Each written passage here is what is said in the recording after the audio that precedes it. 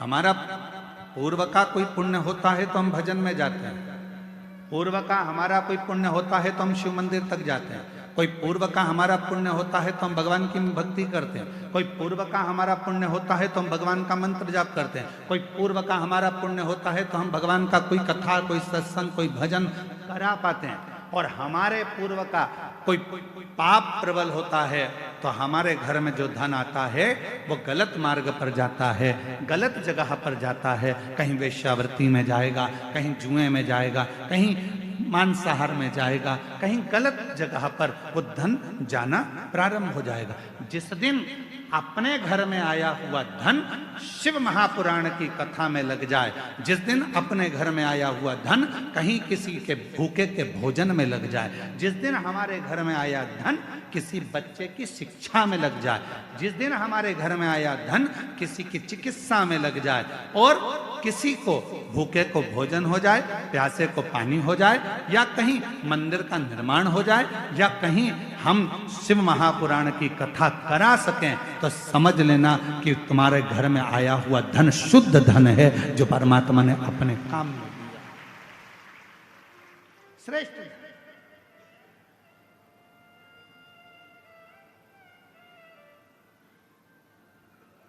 तुम्हारे घर के बाहर फूल लग रहे होंगे, तुम्हारे घर के बाहर बगीचे में गमले में पुष्प लग रहे होंगे।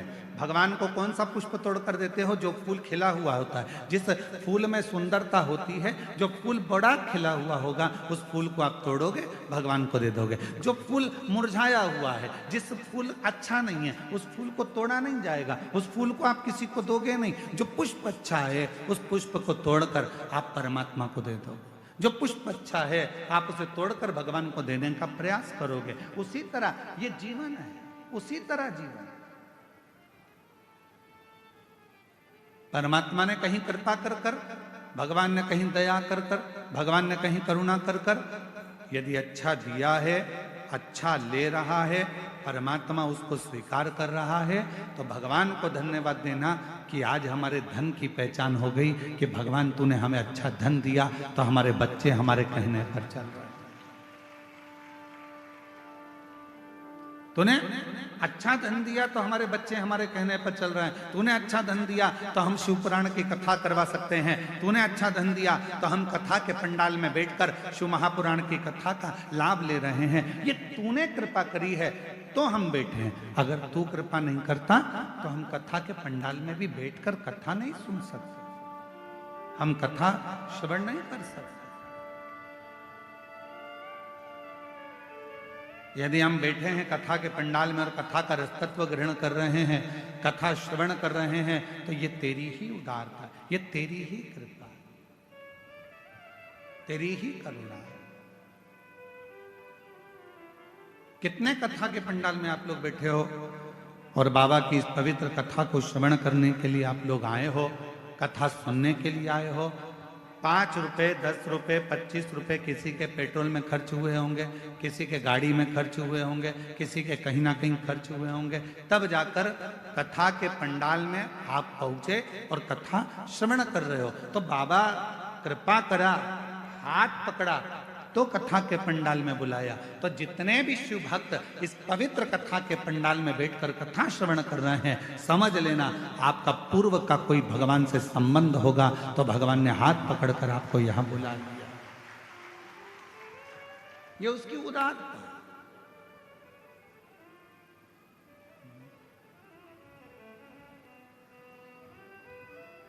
ये उसकी कृपा है, ये उसकी करुणा, ये उसकी दया है।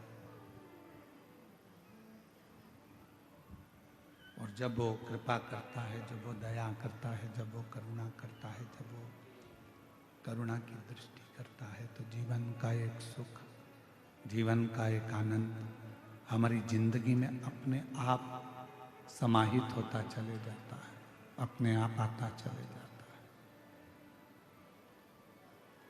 देवराज ब्राह्मण के घर में जन्म लेकर भी ब्राह्मण कर्म नहीं कर पाया था। जरूरी नहीं है कि ब्राह्मण के घर में जन्म होगा तो ही हम संसार सागर से मुक्त हो पाएंगे। जरूरी नहीं कि हम वैश्य के घर में जन्मेंगे तो ही धनपति बन पाएंगे। जरूरी नहीं कि हम क्षत्रिय के घर में जन्मे तो हम वीरता को प्राप्त कर पाएंगे। जरूरी नहीं कि हम शूद्र के घर में जन्मे तो ही सेवा कर पाएंगे। जरूरी नहीं। परमात्मा ने अगर मृत्यु लोक में जन्म दिया है और परमात्मा ने अगर मृत्यु लोक में भेजा है और भजन परमात्मा पर यदि शिव पर आप भरोसा कर रहे हैं, विश्वास कर रहे हैं और पूर्ण तरह से आप शिव पर आश्रित हैं और अपने संघर्ष को, अपनी मेहनत को पूर्ण तरह से कर रहे हैं, तो दुनिया का कोई व्यक्ति आपको पीछे नहीं हटा सकता। आप उन्नति की सीढ़ी पर चढ़ते ही चले जाएंगे, आगे बढ़ते ही चले जाएंगे। सारी समस्या का हल, जम के बोलो जरा, सारी समस्या का हल श्री शिवाय बोल बम का नारा है। जरूरी नहीं कि हमारा ब्राह्मण होना, हमारा क्षत्रिय होना, हमारा वैश्य होना, हमारा शूद्र होना। शिव महापुराण की कथा कहती है सबसे ज्यादा जरूरी है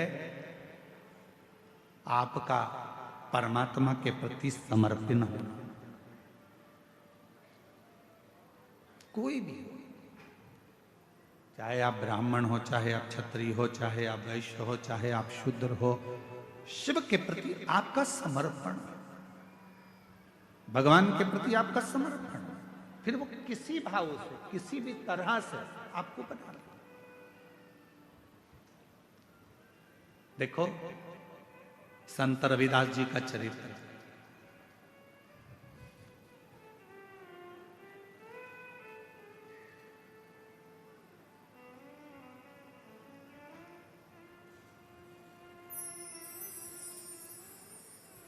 संत रविदास जी के चरित्र को देखिएगा।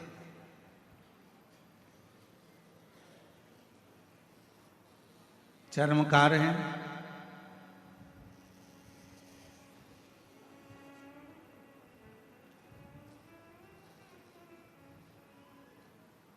मीराबाई के गुरु हैं।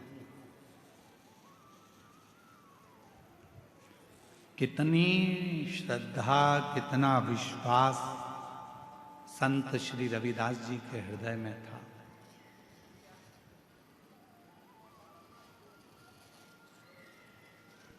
कितना विश्वास, कितनी श्रद्धा, कितना भरोसा संत रविदास जी के मन में था। कितना विश्वास।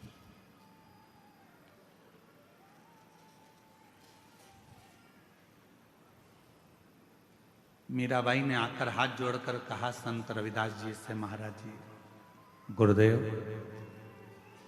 ओ गुरुदेव,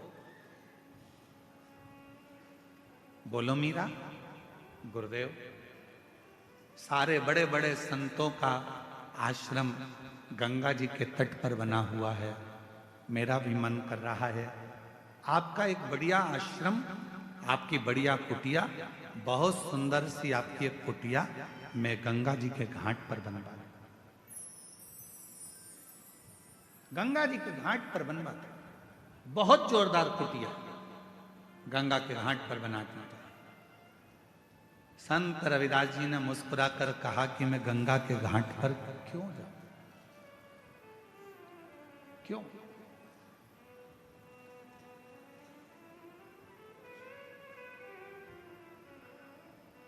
मैं गंगा के घाट पर क्यों जाऊं?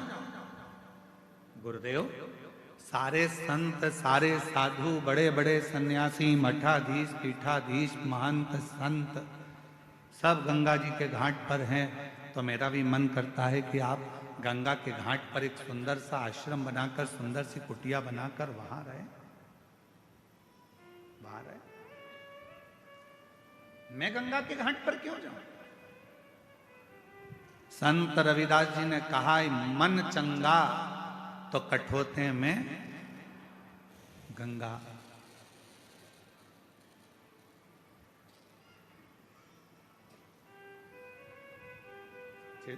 इस पार्किंग हो रही है, थोड़ा चिड़चिड़ चिड़चिड़, थोड़ा इधर आके सुनो, यहाँ पर आके। मन चंगा तो कठोते में गंगा,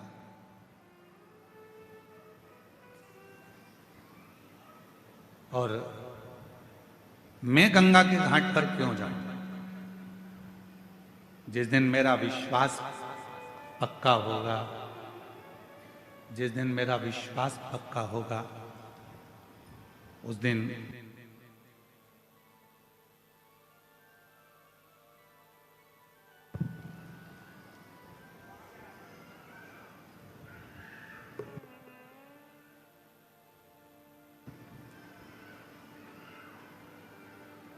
जिस दिन मेरा विश्वास पक्का होगा, जिस दिन मेरा भरोसा दृढ़ होगा, उस दिन निश्चित है कि मुझे मां गंगा के घाट पर जाने की जरूरत नहीं पड़ेगी। गंगा मैया मेरे आश्रम तक, मेरे घर तक जरूर आएगी। जितेंद्र जी, आपके वचन का आज स्मरण आ गया। जो हम यहां से निकले होंगे कथा कर कर, तो आपके मन में भाव आया था कि एक दिन गुरु जी हमारे भी इस गांव में, छोटा सा हमारा कच्चे गांव में बाबा आएंगे, और एक दिन हमारे घर भी बाबा जरूर आएंगे। आपका वो संत रविदास जी वाला चरित्र आज स्मरण में आ गया कि एक ना एक दिन गंगा मैया मेरे घर तक जरूर पहुंचेगी, या निश्चित गंगा आएगी। संत रविदास जी के पास में मीराबाई हाथ जोड़कर कहती है, बाबा सबका महल, सबकी कुटिया, सबका आश्रम गंगा जी के घाट पर बना हुआ है।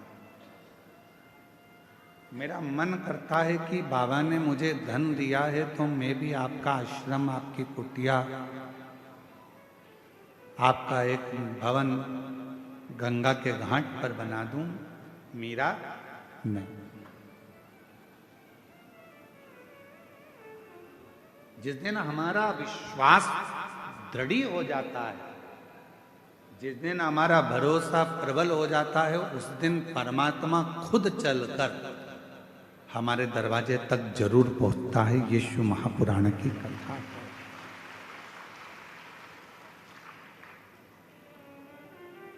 भरोसा ही दृढ़ नहीं हो तो परमात्मा कैसे आएगा?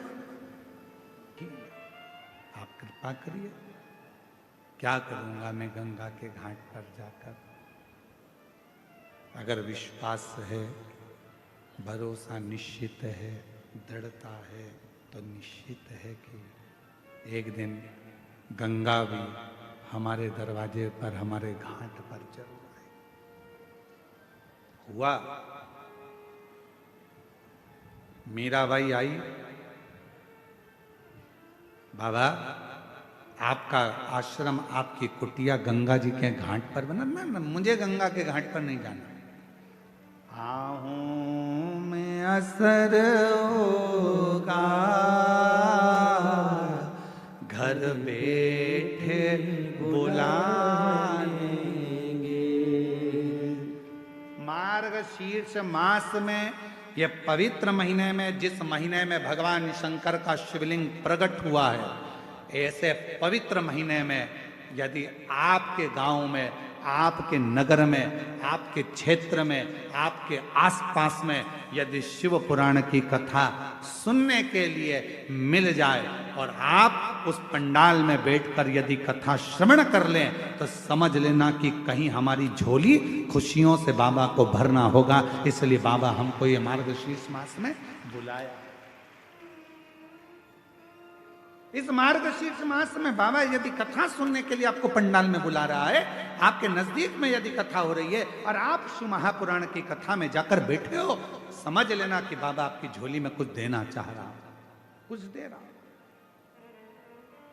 वरना बुलाता ही नहीं।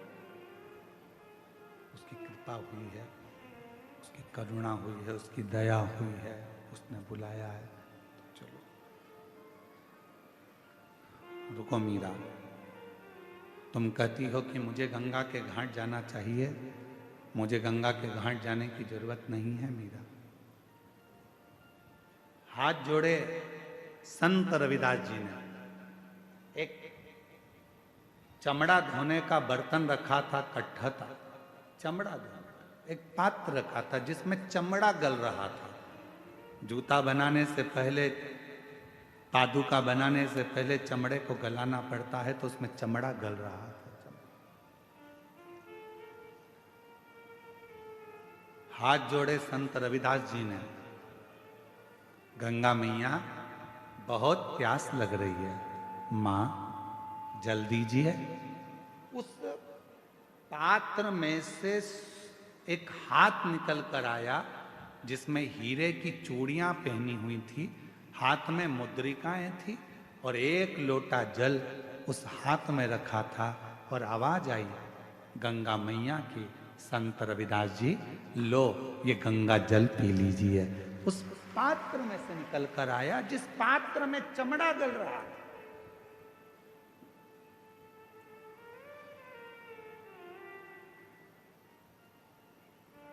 लो,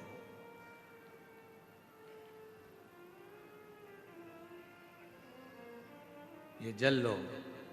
संत रविदास जी ने हाथ में पात्र का जल लिया, मीराबाई को दिया, ले मीरा, तू कहती थी कि मुझे गंगा के घाट जाना है, अगर सच्ची भक्ति हो, विश्वास हो और भगवान शंकर पर भरोसा हो तो गंगा के घाट नहीं, गंगा को घाट छोड़कर अपने घर तक आना ही पड़ेगा।